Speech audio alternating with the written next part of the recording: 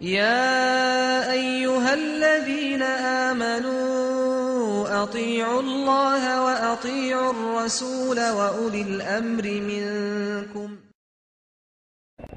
So Allah makes a call to all of humanity. كُلُوا مِمَّا فِي الْأَرْضِ حَلَالًا طَيِّبًا وَلَا تَتَّبِعُوا خُطُوَاتِ الشَّيْطَانِ. And don't follow the footsteps of shaitan.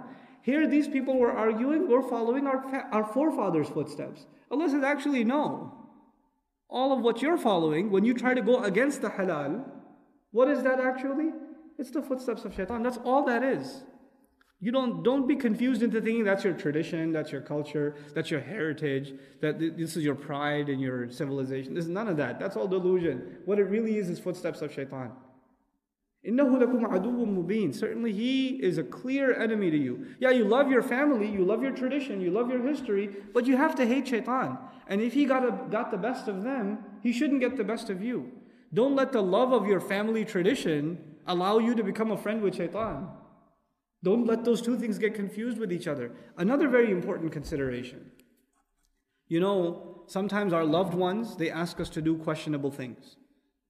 Especially for the Muslims nowadays when it comes to weddings, is a good example. You know, they ask us to do questionable things. They ask us to, for example, take out a credit card loan, or go and do an overly extravagant wedding that's going to put everybody in a financial difficulty. Then of course the way the party is going to happen is also not exactly going to be halal, you know.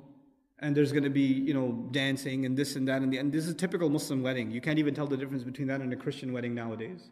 Except for the imam that walks in for 5 minutes and everybody puts the napkin on their head. And, you know, except for that part, you can't even tell the difference, right? No, they hire a DJ and everything. This friend of mine back from college, right? He invited me to his wedding. And I kind of knew that it's going to be a little shady. So I was trying to get out of it somehow because I try not to be part of those kinds of gatherings. But out of respect for the family, I went at least to say salam. And the DJ he hired was the owner of the halal meat store. Okay, so the guy I buy meat from every week, right? So I walk in and this guy's like blasting music, he's like in the groove. I'm like, is that you? He sees me and he puts nasheeds on. I'm like, save it, bro. I was here or not, Allah's been here, man. You know, and he's just like avoiding eye contact. I'm like, yeah, no, this is too awesome. But this is like, you know, and this is at a Muslim wedding, right? And I'm not passing a fatwa on music or anything, but the kind of gathering, you can tell shaitan's there.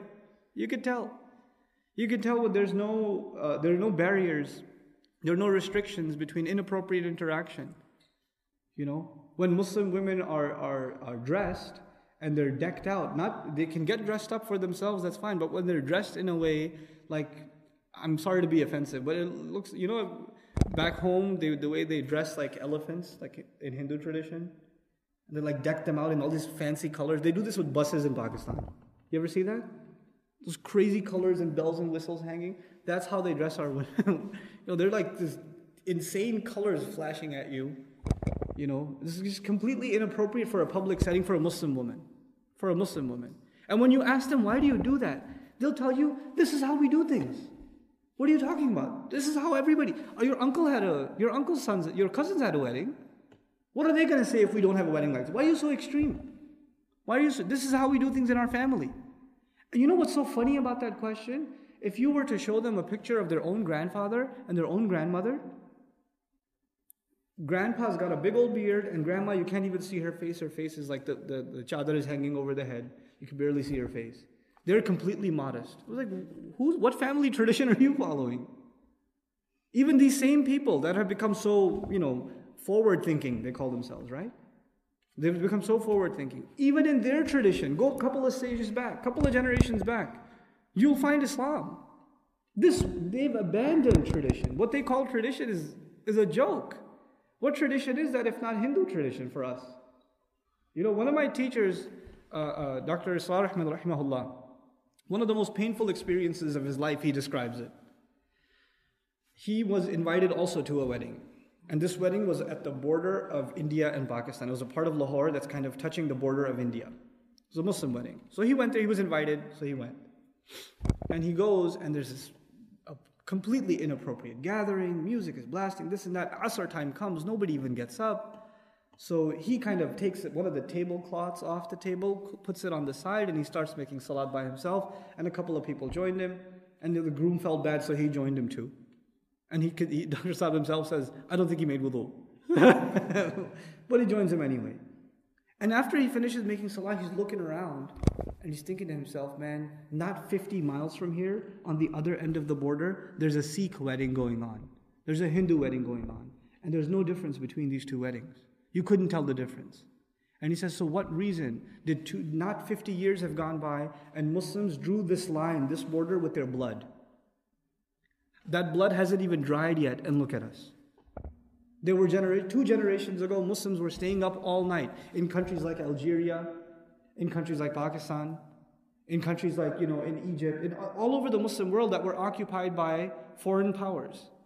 Muslims would stay up the entire night, not even in Ramadan, every night, collectively making dua, get rid of this evil force that is on us. If you get rid of this force, Ya Allah, we will worship only you. We want our children to be able to say La ilaha illallah. We will serve your deen. We will show you what Islam really is. Get rid of these evil forces on top of us. And Allah removed many of those forces. And what happened? What loyalty did we show Allah? This is the same exact thing Bani Israel had done, by the way. Bani Israel asked Allah for relief from oppression. And then Allah gave them freedom and then said, let's see what you do. Let's see when you get power, let's see how you hold on to power. Let's see what you do with that power. What have the Muslims done? What do we have to show for ourselves? SubhanAllah. We love talking about politics. Before you talk about bringing about change in the political spectrum, how about we talk about our family situations? How about Islam in the family? And our extended families. Those of you guys that are sitting here in the masjid, probably most of you, you're the weirdos in your family. Right? Most of your families are like, they think religion is a joke. And you guys are extreme, you've lost your way. And they look at you and they laugh and they say, that thing is still on your face? And they look at your women and they say, you're still wearing that thing? You're going to go to the Eid party looking like that? Might as well not come. That's how they'll talk to you. That's your own family. This is the crazy situation we're in. We have to convince the Muslims to go to halal and tayyib. And here Allah is talking to all of humanity and saying, كُلُوا مِمَّا فِي الْأَرْضِ حَلَالًا طَيِّبًا وَلَا تَتَّبِعُوا خُطُوَاتِ الشَّيْطَانِ.